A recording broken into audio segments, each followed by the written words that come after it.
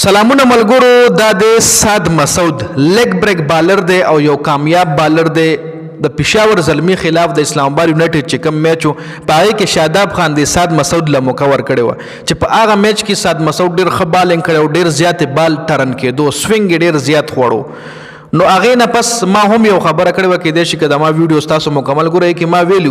چې مشکله د شاداب خان د سعد مسعود له بیا چانس ورکړي، ځکه شاداب خان خپل د پاکستان ټیم کې ځای جوړولو دپاره اسامه امیر کیریر تباه کو، سفیان مقیم نه پرېږدي چې ټیم کې راشي، لکه د شاداب خان دومره سټرانګ لابي ده. نو بیا یو نوجوان کھلاډي به څنګه د هغه په کپتانۍ کې په پی ایس ایل کې گیم کوي او په پی ایس ایل کې به هغه کامیاب بالر ثابتېږي، دا کېدی نه شي. ګوره د پېښور زلمي خلاف سعد مسعود چې کوم ډېر اورونه کړي، په 3 اورونو کې 25 رنز ورکړي او یو وکټ ایشتلې وه، هغه هم د جارج لینډ وکټ یې اخیستلې وه، د ساوث افریقن آل راونډر بیټسمین وکټ ایشتلې وه. خو بل 3 اور 25 خو ده ورکړي، خو د په دې 3 اور کې داسې بالونه هم کړو چې هغه ان پلیبل بالونه وو، لکه هغه داسې بالونه چې هغه بیټسمین کنفیوز کړو، یو داسې وکټ چې په هغه وکټ باندې بال ټرن نه خوړو او د سعد مسعود نوجوان کھلاډي په هغه وکټ باندې بال ټرن کولو. نو شاداب خان لم پته ولګېده چې وروره دا خو د پاکستان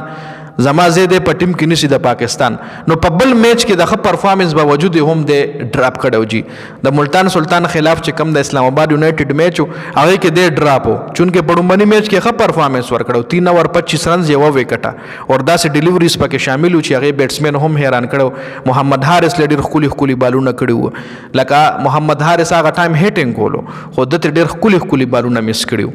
سعد مسعود خبره زه کوم.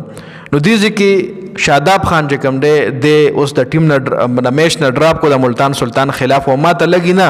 چې راتلونکي د پی ایس ایل میچز کې دله شاداب خان موقع ورکړي. اوس تاسو ماله کمنټ کې ووایئ چې آیا دله به شاداب خان موقع ورکړي که نه، ځکه دی خو د شاداب خان ځای نیسي. شاداب خان ځای خو الریډي کھلاډیانو نیولی دی، خو هغه کھلاډیانو ته هم شاداب خان خپې وخي، نو دا پکې بل کھلاډي مخې ته راشي، نو شاداب خان له بیا مشکله شي د چا خپې به وخي. لکه اسامه امیر چې کوم دی هغه مکمل د ټیم نه بیخي ختم شو، هغه غریب داسې ګیر کړی دی، پی سی بي ګیر کړی دی، خو کېدای شي د شاداب خان پکې څه نه وي، کېدای شي شاداب خان پکې بې ګناه وي، هغه په خپله غلطۍ کې کډېږي. خو د پی سی بي پاکستان کرکټ بورډ څه داسې هغه سره سلانجې راغلي چې بیخي د کرکټ نه د پاکستان کرکټ ټیم نه بهر دی، منم په پی ایس ایل کې شته دی. ښه سفیان مقیم تاسو ګورئ څومره زبردست بالر دی جی، هغه له د نیوزیلینډ خلاف صرف یو میچ کې 5 T20 کې چانس ملاو شو چې پای کې هم هغه ډېر زبردست بالینګ کړو، هر بالر ډبېدلی و بغیر د سفیان مقیم نه. نو اسامه امیر ډراپ شو، اوس ورپسې سفیان مقیم دی د شاداب خان په ځای په نمبر کې ناست دی. اوس ورپسې که چېرې سعد مسعود هم راغو نو شاداب خان ته هم مشکلات جوړ شي.